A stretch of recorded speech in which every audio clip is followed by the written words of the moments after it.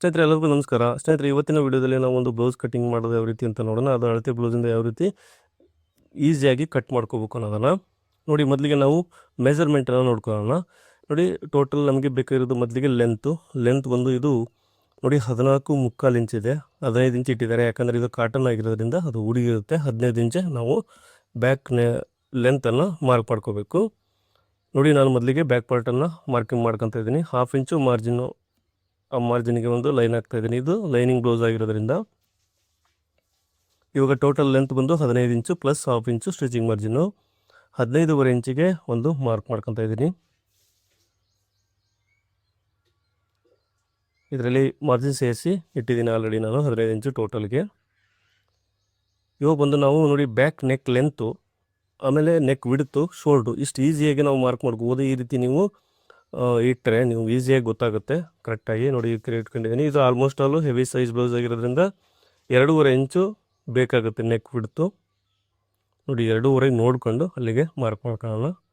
ನಮಗೆ 2.75 3ವರೆಗೂ ಬಂದರೂ ತೊಂದರೆ ಇಲ್ಲ. ನೋಡಿ, ಆ್ಯಸ್ ಇಟ್ ಈಸ್ ಶೋಲ್ಡ್ರು ಎಲ್ಲಿವರೆಗೂ ಇದೆ ಅಳತೆ ಬ್ಲೌಸಲ್ಲಿ ಅಲ್ಲಿಗೆ ನಾನು ಮಾರ್ಕ್ ಮಾಡ್ಕೊತಾ ಇದ್ದೀನಿ. ಮಿನಿಮಮ್ ಇದು ಬ್ಯಾಕ್ ನೆಕ್ ಲೆಂತ್ ಬಂದು ಕಡಿಮೆ ಇರೋದ್ರಿಂದ ನಮಗೆ 6 ಇಂಚ್ ಶೋಲ್ಡ್ರ್ ಬಂದು ಕರೆಕ್ಟ್ ಆಗುತ್ತೆ. ನೋಡಿ, ಚೆಸ್ಟ್ ನಿಮಗೆ ಇಲ್ಲಿ ಕರೆಕ್ಟ್ ಕಂಫರ್ಟಬಲ್ ಆಗಲಿಲ್ಲ ಅಂದರೆ ಅದನ್ನು ನೀವು ಚೆಸ್ಟನ್ನು ನೋಡಿಕೊಂಡು ಆನಂತರ ನಾವು ಮಾರ್ಕ್ ಮಾಡ್ಕೊಳ್ಳೋಣ. ನೋಡಿ, ಇವಾಗ ನಮಗೆ ಶೋಲ್ಡ್ರ್ ಎಷ್ಟು ಬಂತು, 6 ಇಂಚ್ ಬಂದಿದೆ ಅಂದರೆ ಕರೆಕ್ಟಾಗಿ ಬರುತ್ತೆ. ಇದು ಬ್ಯಾಕ್ ನೆಕ್ ಡೀಪ್ ಬಂದು ಕಡಿಮೆ ಇರೋದ್ರಿಂದ 6 ಇಂಚ್ ಶೋಲ್ಡ್ರ್ ಕರೆಕ್ಟ್.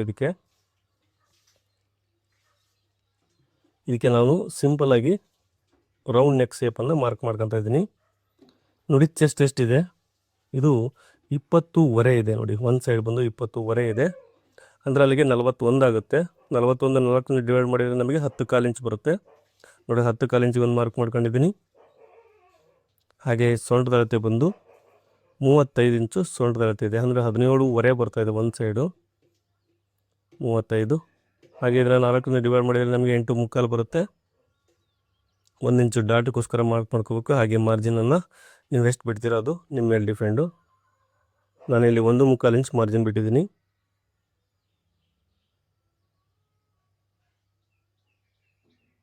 ಹಾಗೆ ನಾವು ಇವಾಗ ಆರ್ಮೋಲ್ ಡೌನಿಂಗನ್ನು ಯಾವ ರೀತಿ ಮಾರ್ಕ್ ಮಾಡೋಣ ಅಂತ ನೋಡೋಣ. ನೋಡಿ, ಅವಾಗಲೇ ನಾವು ಬ್ಲೌಸನ್ನು ಇಟ್ಕೊಂಡಿದ್ದೀವಲ್ಲ ಬ್ಯಾಕ್ ಸೈಡಲ್ಲಿ, ಅದೇ ರೀತಿನೇ ಇಟ್ಕೊಂಡು ಈಸಿಯಾಗಿ ನಾವು ಈ ರೀತಿ ಮಾರ್ಕ್ ಮಾಡ್ಕೊಳ್ಳೋಣ. ಆ್ಯಸ್ ಇಟ್ ಈಸು ಅಳತೆ ಬ್ಲೌಸಲ್ಲಿ ಹೆಂಗಿದೆಯೋ ಹಂಗೆ ಬರುತ್ತೆ. ನೋಡಿ, ಇಲ್ಲಿ ಕರೆಕ್ಟಾಗಿದೆ. ಇಲ್ಲಿಂದ ಇಟ್ಕೊಂಡ್ರು ಕೂಡ ನಮಗಿಲ್ಲಿ ಆರ್ಮೋಲು ಕರೆಕ್ಟಾಗಿ ಸಿಗಬೇಕು. ನೋಡಿ, ಬ್ಲೌಸಿಗೆ ನಿಮಗೆಲ್ಲ ಟೈಟ್ ಆಗುತ್ತೆ ಅಂದರೆ ಸ್ವಲ್ಪ ಒಂದು 1/4 ಇಂಚು ಡೌನ್ ಮಾಡ್ಕೊಳ್ಳಿ, ಅವ್ರು ಏನಾರು ಅಟ್ಯಾಚನ್ ಮಾಡ್ಬೇಕಂದ್ರೆ. ನೋಡಿ, ಇದು ಬ್ಯಾಕ್ ಶೇಪನ್ನು ಮಾರ್ಕ್ ಮಾಡ್ಕೊತಾ ಇದ್ದೀನಿ ಆರ್ಮೋಲ್ಗೆ. ಇದು ನಮಗೆ ಬ್ಯಾಕ್ ಕಟಿಂಗ್ ಆಯಿತು. ಹಾಗೆ ಬ್ಯಾಕ್ ಸೈಡ್ ಬಂದು ಒಂದು ಡಾಟಿಗೆ ಒಂದು ಮಾರ್ಕ್ ಮಾಡ್ಕೋಬೇಕು.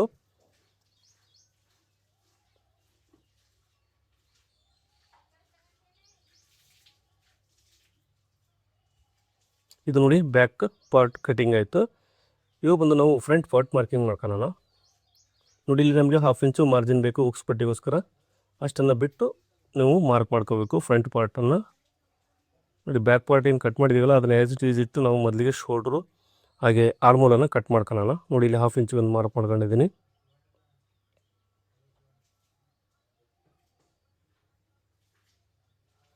ನಾನು ಬ್ಯಾಕ್ ಶೇಪನ್ನೇ ಕಟ್ ಮಾಡ್ಕೊತಿದ್ದೀನಿ, ಆನಂತರ ಬಂದು ನಿಮಗೆ ಫ್ರಂಟ್ ಶೇಪನ್ನು ಮಾರ್ಕ್ ಮಾಡ್ಕೊತೀನಿ.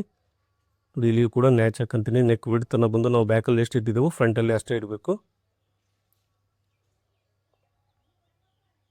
ಇದಕ್ಕೆ ನೋಡಿ ಫ್ರಂಟ್ ಆರ್ಮೋಲ್ ಶೇಪನ್ನು ಮಾರ್ಕ್ ಮಾಡ್ಕೊತಾ ಇದ್ದೀನಿ.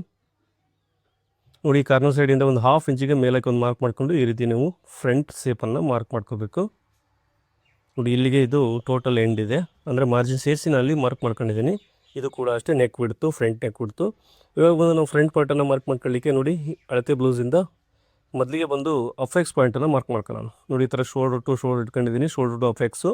ಹಾಗೆ ಕೆಳಗಡೆ ಮೇನ್ ಡಾಟು ಇಷ್ಟನ್ನು ಮಾರ್ಕ್ ಮಾಡ್ಕೊಂಡು ನಾವು ಫ್ರಂಟ್ ನೆಕ್ ಡೀಪು ಹಾಗೆ ಉಕ್ಸ್ ಪಟ್ಟಿ ಎಲ್ಲಿವರೆಗೂ ಎಲ್ಲದನ್ನು ಕೂಡ ಇಲ್ಲೇ ಮಾರ್ಕ್ ಮಾಡ್ಕೋಬೋದು. ನೋಡಿ, ಈ ಥರ ಕರೆಕ್ಟಾಗಿ ಇಟ್ಕೊಂಡ್ರೆ ನಮಗೆ ಈಸಿಯಾಗಿ ನೋಡಿ ನೆಕ್ ಲೆಂತ್ ಕೂಡ ಸಿಗುತ್ತೆ.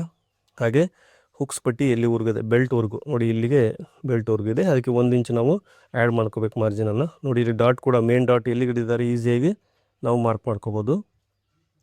ಇಲ್ಲಾಂದರೆ ಚೆಸ್ಟ್ 10ನೇ 1 ಭಾಗ ಎಷ್ಟು ಬರುತ್ತೋ ಅಷ್ಟು ಇರ್ಬೋದು. ನೋಡಿ, ಇದು ಅಫೆಕ್ಸ್ ಟು ಶೋಲ್ಡ್ರು, ಹಾಗೆ ಇದು ಮೇನ್ ಡಾಟು. ನೋಡಿ ಇದು ಉಕ್ಸ್ ಪಟ್ಟಿಗೆ 1 ಇಂಚು ಎಕ್ಸ್ಟ್ರಾ ನಾವು ಮಾರ್ಜಿನನ್ನು ಆ್ಯಡ್ ಮಾಡಿ ಮಾರ್ಕ್ ಮಾಡ್ಕೋಬೇಕು. ಯಾಕಂದರೆ ನಾವು 1/2 ಇಂಚು ಡಾಟಿಗೆ ಬೇಕು, 1/2 ಇಂಚು ಸ್ಟಿಚಿಂಗ್ ಮಾರ್ಜಿನ್ ಬೇಕು. ಟೋಟಲ್ 1 ಇಂಚನ್ನ ಆ್ಯಡ್ ಮಾಡ್ಕೊಳ್ಳೋಣ. ಹಾಗೆ ನೆಕ್ಕಿಗೆ ಒಂದು ಸೇಪನ್ನು ಮಾರ್ಕ್ ಮಾಡಿಕೊಂಡು ನೋಡಿ ಇದಕ್ಕೆ ಡಾಟ್ ಒಂದು ನಾನು ಆ್ಯಕ್ಚುಲಿ 3 ಇಂಚ್ ಇಡಬೇಕು ಡಾಟು. ಹೆವಿ ಸೈಜ್ ಬ್ಲೌಸ್ ಆಗಿದ್ದರಿಂದ 3 ಇಂಚು ಡಾಟಿಗೆ ನಾನು ಮಾರ್ಕ್ ಮಾಡ್ಕೊಂಡಿದ್ದೀನಿ. 1.5 ಇಂಚು 1.5 ಇಂಚು ಇದನ್ನು ಮೇನ್ ಡಾಟು. ಹಾಗೆ ಆರ್ಮೋಲ್ ಹತ್ರ ಡಾಟ್ ಕೂಡ ಮಾರ್ಕ್ ಮಾಡ್ಕೊಳ್ಳೋಣ.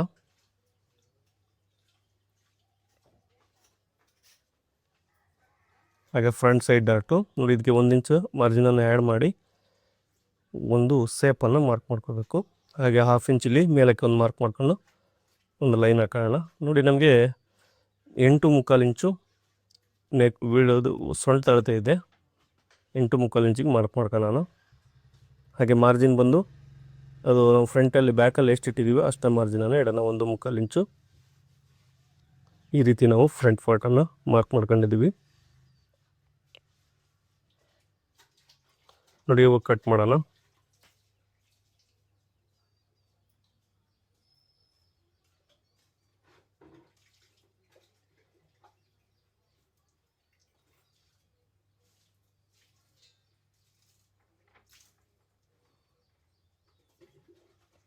ಹಾಗೆ ಇವಕ್ಕೆ ಡಾಟ್ಗೆ ನಾವು ನ್ಯಾಚ್ ಹಾಕೋಣ. ಮಾರ್ಕಿಂಗು ತುಂಬ ಈಸಿ ಆಗುತ್ತೆ ನಮಗೆ ಸ್ಟಿಚಿಂಗ್ ಮಾಡಬೇಕಾದ್ರೆ. ಇದು ನೋಡಿ ಫ್ರಂಟ್ ಪಾರ್ಟು.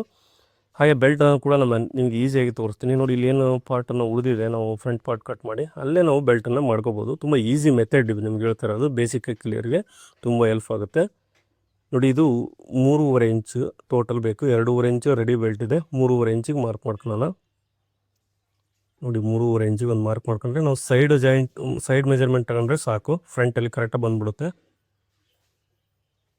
ಬೆಲ್ಟ್ ಬಂದು ನಮಗೆ 8.25 ಬೇಕು. ಹಾಗೆ 2 ಇಂಚು ಮಾರ್ಜಿನ್. ಇಷ್ಟನ್ನು ಬಿಟ್ಕೊಂಡು ಇದನ್ನು ಕಟ್ ಮಾಡಿದರೆ ಕರೆಕ್ಟಾಗಿ ಬರುತ್ತೆ. ನಿಮಗೆ ತೋರಿಸ್ತೀನಿ ಬೆಲ್ಟ್ ಕೂಡ ಕರೆಕ್ಟಾಗಿದೆಯಲ್ಲ ಅಂತೇಳಿ.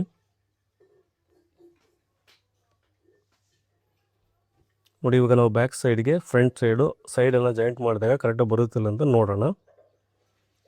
ನೋಡಿ ಇದನ್ನು ಬ್ಯಾಕ್ ಸೈಡು ಫ್ರಂಟ್ ಸೈಡ್ ಮೇಲೆ ಇಟ್ಕೊಂಡು ನಾನು ನಿಮಗೆ ತೋರಿಸ್ತಾ ಇದ್ದೀನಿ. ನೋಡಿ ಒಂದು ಸ್ವಲ್ಪ ಕಟ್ ಮಾಡ್ಕೋಬೇಕು ಕ್ರಾಸಲ್ಲಿ. ಈ ಥರ ಇಟ್ಕೊಂಡಾಗ ನಮಗೆ ಇಲ್ಲಿ ಎಕ್ಸ್ಟ್ರಾ ಬಂದಿದೆ ನೋಡಿ ಇದು ಸ್ವಲ್ಪ. ನೋಡಿ ಕರೆಕ್ಟಾಗಿ ಇಟ್ಕೊಂಡಿದ್ದೀನಿ. ಇವಾಗ ಬಂದು ಬೆಲ್ಟನ್ನು ಇಟ್ಟರೆ ನಮಗೆ ಎಷ್ಟು ಉಳಿಯುತ್ತೆ ಅಂತ ಗೊತ್ತಾಗುತ್ತೆ. ನೋಡಿ ಕರೆಕ್ಟಾಗಿ ನೋಡಿ ನಾವು ಹೋತು ಡಾಟ್ ಇಟ್ಟಿಲ್ಲ ಅಲ್ಲಿ, ಹಾಗಾಗಿ ಕರೆಕ್ಟಾಗಿ 1/2 ಇಂಚೇ ಉಳಿದಿದೆ. ಎರಡರೂ ಕೂಡ ಅದು ಸೈಡ್ ಜಾಯಿಂಟ್ ಕೂಡ ಕರೆಕ್ಟಾಗಿ ಬರುತ್ತೆ.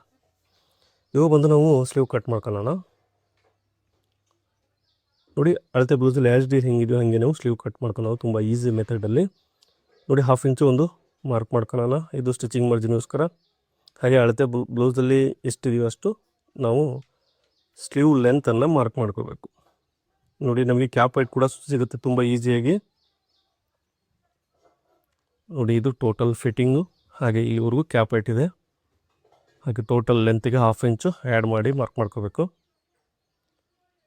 ಹಾಗೆ ನೋಡಿ ಇದು ಸ್ಲೀವ್ ಸೇಪನ್ನು ತೆಗಿಲಿಕ್ಕೆ ಈ ಥರದ ಸ್ಕೇಲ್ ಇರುತ್ತೆ. ತುಂಬ ಈಸಿಯಲ್ಲಿ ನೀವು ಸೇಪನ್ನು ತೆಗಿಬೋದು. ಬೇಕಾದರೆ ವಿಡಿಯೋ ಸೈಡಲ್ಲಿ ಲಿಂಕ್ ಬರುತ್ತೆ, ದಯವಿಟ್ಟು ಕ್ಲಿಕ್ ಮಾಡಿ ತಗೊಳ್ಳಿ. ನೋಡಿ ಹಾಗೆ ಇದರಲ್ಲಿ ಫ್ರಂಟ್ ಸೇಪು ಎರಡನ್ನೂ ನಾವು ಈಸಿಯಾಗಿ ಮಾರ್ಕ್ ಮಾಡ್ಕೋಬೋದು. ನಾನು ನಿಮಗೆ ತೋರಿಸ್ತೀನಿ ಕರೆಕ್ಟಾಗಿ ನಾವು ಕಟ್ ಮಾಡಿದ್ದು. ಹಾಗೆ ಬಾಡಿ ಪಾರ್ಟ್ಗೆ ಕರೆಕ್ಟಾಗಿ ಸ್ಲೀವ್ ಅಟ್ಯಾಚ್ ಆದರೆ ಹೆಚ್ಚು ಕಡಿಮೆ ಬರುತ್ತೆ ಅಂತ ಗೊತ್ತಾಗುತ್ತೆ ನಿಮ್ಗೆ ಈಸಿಯಾಗಿ. ಇದರಲ್ಲಿ 2 ಪೀಸ್ ತಗೊಂಡು ಫ್ರಂಟ್ ಸೇಫನ್ನು ಕಟ್ ಮಾಡ್ತಾಯಿದ್ದೀನಿ.